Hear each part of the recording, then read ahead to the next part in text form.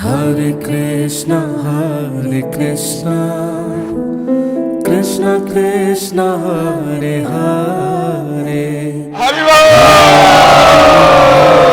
Rama Rama Rama, Hare Hare.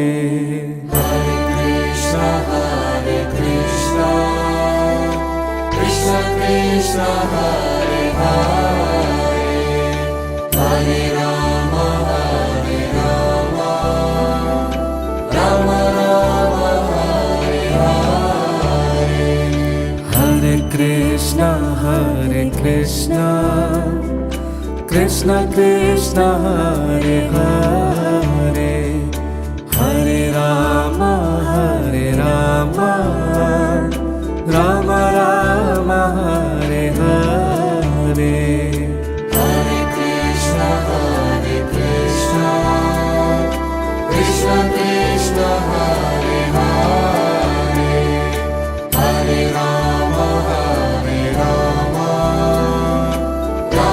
Rama, Hare Hare.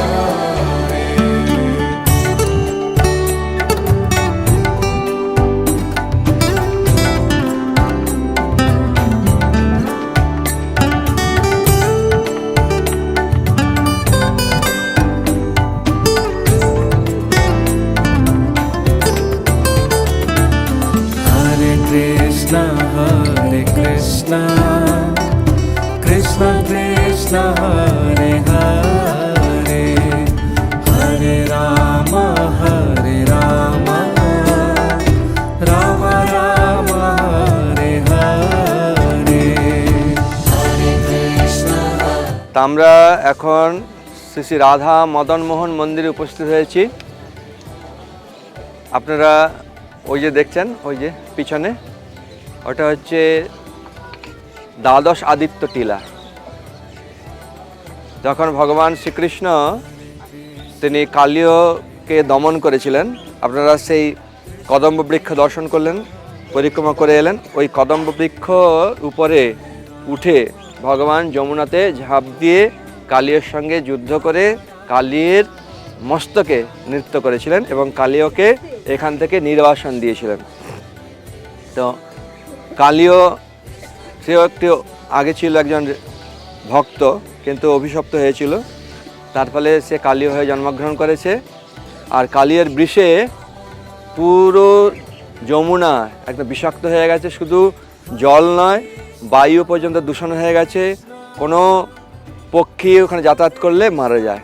আর ওখানকার তীরে যত বৃক্ষ ছিল সব মারা গেছে, শুধু একটি বৃক্ষ, এই কদম্ব বৃক্ষটি বেঁচে ছিল। কেন?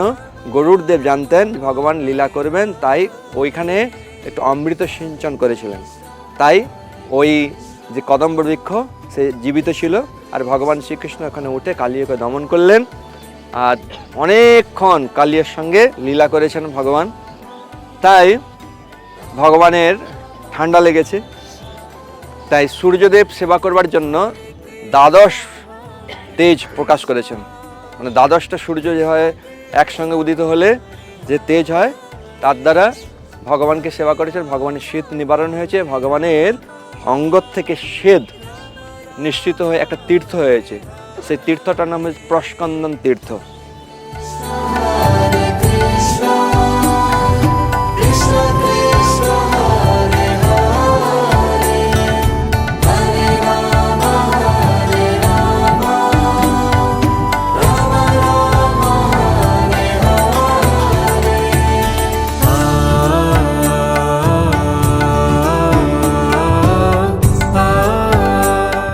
তারপরে অম্বরীশ মহারাজ এই মদন মোহন বিগ্রহ সেবা করতেন। মদন মোহন বিগ্রহ পরবর্তীতে ইন্দ্র সেবা করেন। ইন্দ্রকে পরাজিত করে লঙ্কেশ রাবণ সেই মদন মোহন বিগ্রহ লঙ্কায় নিয়ে যান। ভগবান শ্রী রামচন্দ্র রাবণকে বধ করে ওই বিগ্রহ তিনি নিয়ে আসেন অযোধ্যাতে। তারপরে এখানে সেই লবণ অসুরের অত্যাচার চলছিল, তো ঋষিরা তখন ভগবান রামচন্দ্রকে জানালেন, তখন ভগবান শত্রুঘ্নকে দায়িত্ব দিলেন। তো শত্রুঘ্ন লবণ অসুরকে বধ করলেন এবং আবার অযোধ্যায় ফিরে গেলেন। তখন ভগবান শ্রী রামচন্দ্র প্রসন্ন হয়ে হ্যাঁ শত্রুঘ্নকে এই মদন মোহন বিগ্রহ প্রদান করেন। Hare Krishna,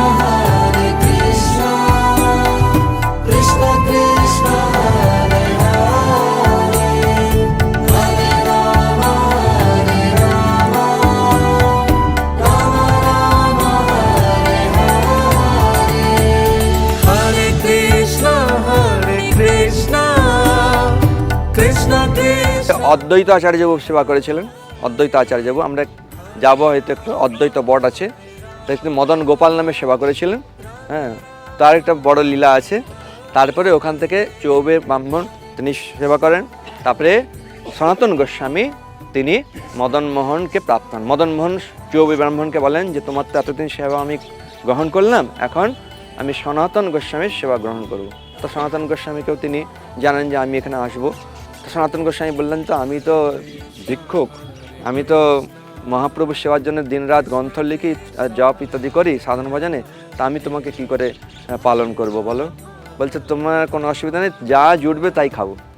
তো এক সময় মদন মোহনকে যা দেয়, এক সময় লবণও আর কি পায়নি, হ্যাঁ কোনো রকম আটা এ করে দিয়েছে। তখন মদন মোহন বলছেন, দেখো একটু লবণ তো অন্তত দিতে পারো। হ্যাঁ, বলছে তুমি আজকে লবণ চাইছো, কালকে ক্ষীর চাইবে, মাখন চাইবে, আমি বলেছি না প্রথম থেকে যে আমি কিছু করতে পারবো না।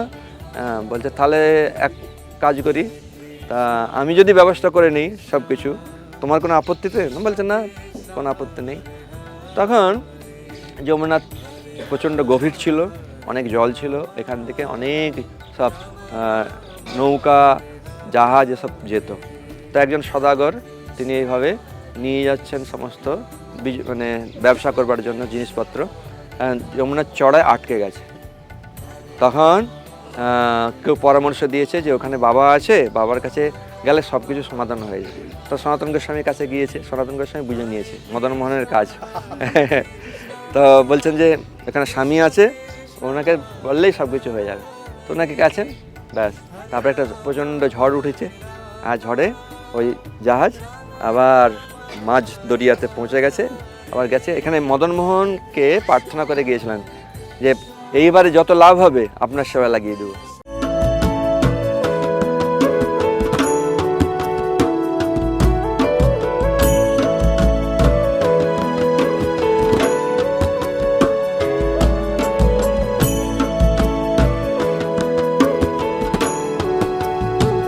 Hare Krishna, Hare Krishna, Krishna Krishna, Hare Hare, Hare Rama, Hare Rama, Rama Rama, Hare Hare, Hare Krishna, Hare Krishna, Krishna Krishna, Hare Hare, Hare Rama, Hare Rama, Rama Rama, Hare Hare, Hare Krishna, Hare Krishna, Krishna Krishna, Hare Hare, Hare Rama, Hare Rama, Rama হরে কৃষ্ণ। আমরা 84 কোষ যাত্রায় বেরিয়েছিলাম ISKCON Panihati থেকে। আমাদের ভীষণ ভালো লাগলো এই 84 কোষ যাত্রায়। প্রভুরা এত সুন্দরভাবে সমস্ত জায়গা ঘুরিয়েছেন, প্রত্যেকটার ব্যাখ্যা করে ভালোভাবে বুঝিয়েছেন। আজকের দিনে সেই ক্ষেত্রে আমি পুরোটাই মানে স্যাটিসফাইড। 4 মাস আগে থেকে আমাদের এই প্রিপারেশন চলছিল, কিন্তু আজকে লাস্ট ডেট, আজ আমাদের চলে যেতে হবে। তো অমিত বিক্রম প্রভুর মানে এত সুন্দর, শুধু অমিত বিক্রম প্রভুর নাম বলবো না, সবাই গোবিন্দানন্দ প্রভু, রাধাপাদ প্রভু, কল্যাণমূর্তি প্রভু, সনন্দন প্রভু, তারপর বাকি সব সেবকবৃন্দ যারা যারা এত সেবা করেছেন এবং যারা যারা রন্ধন করে আমাদের খাইয়েছেন, আমি প্রত্যেকের কথা বলবো। মানে এত সেবক, এত তাদের সেবা আমরা পেয়েছি যে আমরা জীবনে কোনোদিন এই ঋণ বোধহয় শোধ করতে পারবো না।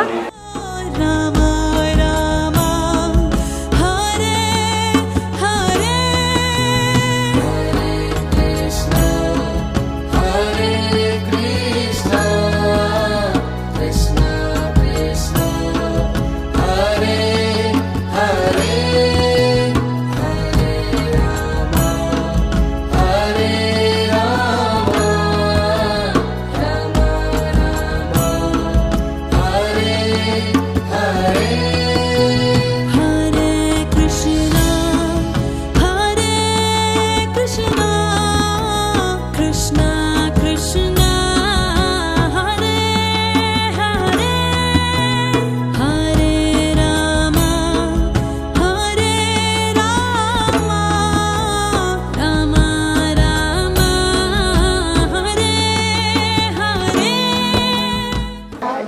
এসে আমাদের খুব ভালো লেগেছে। পরবর্তীকালে এরকম ট্রিপ আরও করতে চাই। আমাদের প্রভুর কোনো তুলনা নেই, যে এতভাবে আমাদের সব পরিক্রমা করিয়েছে, আমাদের দেখিয়েছে, গিরি গোবর্ধন পরিক্রমা করিয়েছে, আমাদের খুব সুন্দরভাবে ভালোভাবে আমাদের মানে যথেষ্ট যত্ন সহকারে করে আমাদের পরিক্রমা করিয়েছে। এখান থেকে গাড়ি করে আমাদের ঘুরতে নিয়ে গেছে, বিভিন্ন রকম সুযোগ সুবিধা আমাদের দিয়েছে। অনেক কিছু জানা ছিল না, সেগুলো জানলাম প্রভুদের মাধ্যমে। প্রভুদের মাধ্যমে জেনেও খুশি হলাম, কিছু কিছু জিনিস অজানা ছিল, আর প্রভুদের সাথে না আসলে এত কিছু জানতেও পারতাম না। হরে কৃষ্ণ। আমরা 270 ভক্ত নিয়ে 7 তারিখে মথুরাতে উপস্থিত হয়েছিলাম, অর্থাৎ 84 কোষ ব্রজমণ্ডল পরিক্রমায় গাড়িতে করে 84 কোষ ব্রজমণ্ডল পরিক্রমা করলাম।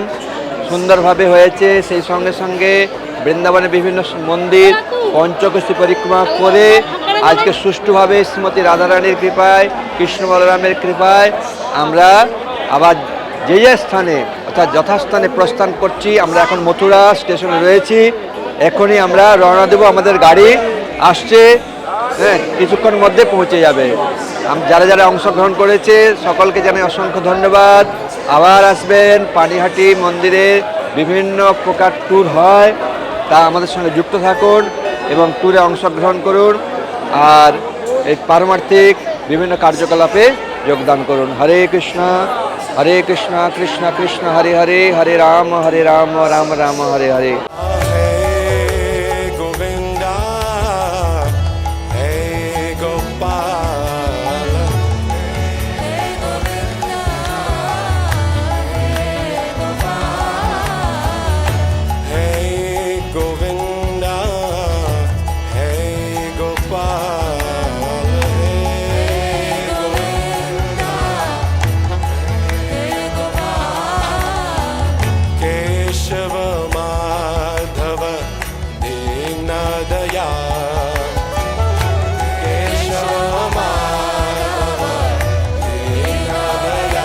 ভ্রমণ পরিক্রমা হলো, সেটা আমাদের দিক থেকে ভক্তি লাইনের দিক থেকে মানে আমরা যে কোনোদিন ভাবতে পারিনি যে আমাদের মতন এই অধম সবাই এসছি এই এত দূর। 84 কোষ আমরা পরিক্রমা করলাম, তারপরে বৃন্দাবনে এসে পরিক্রমা করে আমরা ট্রেনে উঠেছি, ট্রেনে এই খাচ্ছি, আমাদের খাবার দিয়েছে।